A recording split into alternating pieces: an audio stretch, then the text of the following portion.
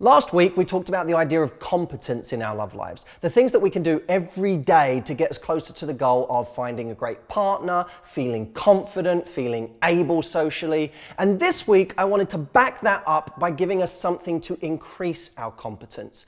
I want to talk about how to never run out of things to say in a conversation.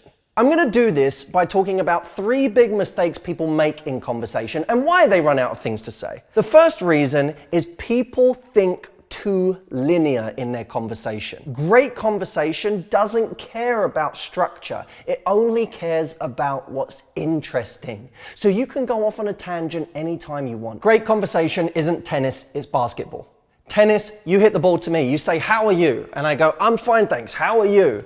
And then you go, "Not bad. What are you up to today?" Basketball is you pass me the ball, I can dribble, I can shoot, I can move around with it. Conversation is moving backwards, forwards, side to side. It's going in different directions. It's not feeling like you have to follow the exact structure. It's not feeling like you have to answer the question you got asked. Politicians do this all the time. What do? They don't answer the question they were asked, they answer the question they wish someone had asked. An astute conversationalist knows the difference between someone asking a question because they care, in which case we should give a real answer to that question, or somebody just asking a question because they don't know what else to say, in which case we should help them out and do them a favor as a great conversationalist by taking it in a direction that's actually worthwhile and interesting. The second problem with people in conversation is they don't edit their life. 24 hours a day, things are happening to us, right? There's situations, there's experiences, there's moments, but what we do is we allow everything to just blend together. So when someone asks us, "How was your week?" we don't really have any immediate answer that we can give somebody. When somebody says, "How was your last holiday?" we don't have any immediate answer we can give somebody. I had this experience recently coming back from Tokyo. I spent a couple of weeks in Tokyo with my family. We had the most incredible time, and I had a bunch of people saying to me, "How was Japan?" At first, I broke my own rule. I was like, "Oh, it was amazing, and the food was great, and oh man, there was so much great stuff. I mean, we were busy, and we went out, and the people were polite, and blah." And I thought, God, I sound like some boring travel guide. Now, what I have to do is go back to that experience of Japan and edit out some of the most interesting parts of that so that I can use them in conversation.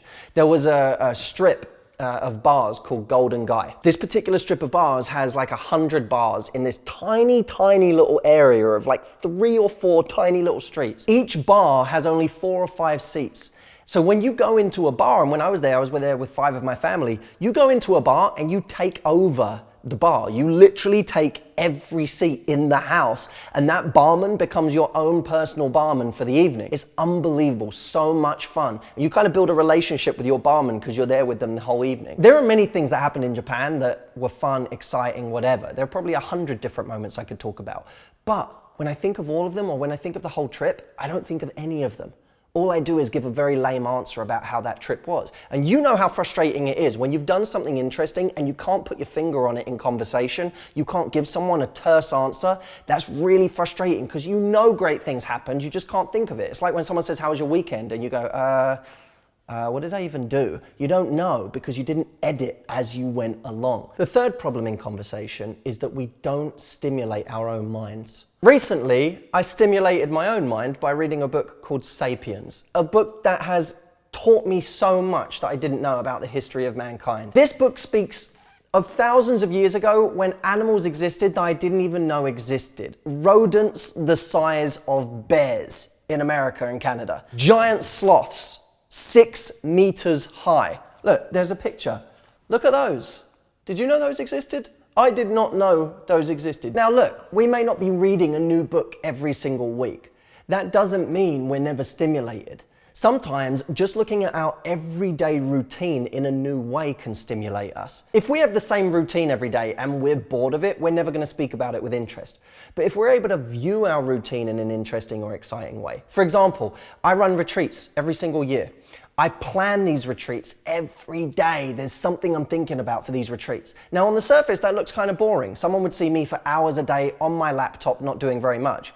But in my mind, what I'm doing is building this theme park for adults that I know they're gonna enjoy, that they're gonna be surprised by, shocked by, they're gonna be in awe of. And I get so excited about constructing that world. That's what I'm doing. I'm not sitting on my laptop. I'm building a world. So when someone asks me, "What have you been up to today?"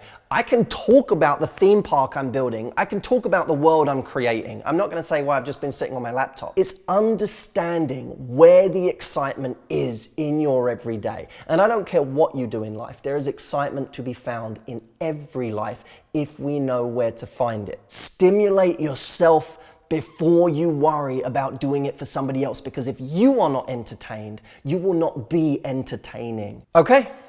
That's it for now. If you're interested in that adult theme park I've created on the retreat, I want you to click this link. You can learn more about it there. I will see you in the next video.